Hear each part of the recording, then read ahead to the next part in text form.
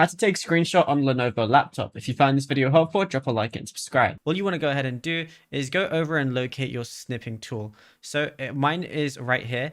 And if you can't find it, what you can do is go to search and type it in. And if you still don't see it, what you could go ahead and do is go to your Microsoft Store, go to the very top, and then just search up snipping tool like so. And then it's just going to be here, right here. Obviously, mine's already installed. Once you go ahead and open it up, it's going to look something like this. And what I can do is press the Windows logo key, Shift and S to start a snip.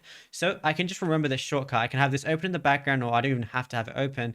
And then I can just do Windows key, Shift and S, and that's going to start it. Alternatively, I could go ahead and press new screenshot right here, or Control N. So if I just go ahead and do that, as you can see, I'm now able to take a screenshot. And yeah, it's literally as simple as that. So we'll just take one of my desktop for a second.